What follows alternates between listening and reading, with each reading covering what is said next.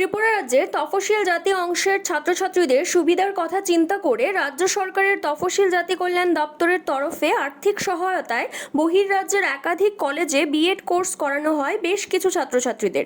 ইতিমধ্যে তাদের কোর্স সম্পন্ন হয়ে গিয়েছে, কিন্তু দপ্তর সংশ্লিষ্ট শিক্ষা প্রতিষ্ঠানকে কোর্স ফি না দেওয়ায় ছাত্রছাত্রীদের সার্টিফিকেট প্রদান করছে না বলে অভিযোগ। তাই তারা চাকরির পরীক্ষায় বসতে পারছে না। অনেকে আবার ব্যাংক থেকে ঋণ নিয়ে কোর্স সম্পন্ন করেছে। এখন ব্যাংকের তরফে তাদেরকে সুদ সহ ঋণের টাকা দেওয়ার জন্য চাপ দিচ্ছে বলেও অভিযোগ। এই পরিস্থিতিতে তফসিল জাতি কল্যাণ দপ্তরের স্কলারশিপ নিয়ে বিএড কোর্স করা ছাত্রছাত্রীরা দপ্তরে এসে একাধিকবার ধর্ণা দিচ্ছেন দ্রুত তাদের স্কলারশিপের টাকা মিটিয়ে দেওয়ার জন্য, কিন্তু প্রতিশ্রুতি ছাড়া আর কোনো কিছুই মিলছে না। এই পরিস্থিতিতে বুধবার আবার তারা গুর্খাবস্তি এলাকার তফসিল জাতি দপ্তরের অধিকর্তার অফিসের সামনে গিয়ে বিক্ষোভ প্রদর্শন করেন।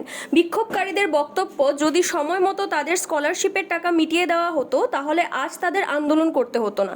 তবে যতক্ষণ না তাদের দাবি মানা হবে তারা এই বিক্ষোভ চালিয়ে যাবেন বলে জানা যায়। এখন দেখার বিষয় দপ্তর তাদেরকে কি জবাব দেয়। আমাদের দাবি স্কলারশিপের দাবি। আমরা অনেক দিন ধরে এখানে যাতায়াত করছি, সবাই আমাদের দীর্ঘ 7 মাস হয়ে গেছে। এর আগেও আমরা আগস্ট মাসে এসেছি, সেপ্টেম্বর মাসে এসেছি। ওরা বললো পুজোর আগে চলে যাবে, হয়ে যাবে, কিছু টেকনিক ইস্যু রয়েছে। কিন্তু যতবারই আমরা আসছি ততবারই একই রকম কোনো না কোনো রিজন ওরা দিচ্ছে। বেশি বেশি করলে ওদের কোনো অফিসার আছে আমাদের সঙ্গে দুর্ব্যবহার করে, এরকম বলে আমরা মেয়ে বলে ওদের পাত্তাই দেয় না। ওরা এরকম বলে যে আমাদের বেতন থেকে কি দিয়ে দেবো, নাকি আমাদের জমি জমা বিক্রি করে তোমাদের টাকা দেবো, যারা টাকা দেবে তারা না দিলে আমরা কি করবো, এরকম অনেক অজুহাত দিয়ে আমাদের ওইখান থেকে পাঠিয়ে দেওয়া হয়। আমরা অনেকবার চেষ্টা করেছি যে এটার মেন ইস্যুটা কি, এটা কেন হয়। আমরা কোনো উপায়, আমাদের তো কোনো একটা উপায় দিতে, কারণ আমাদের এই টাকাটা খুব দরকার।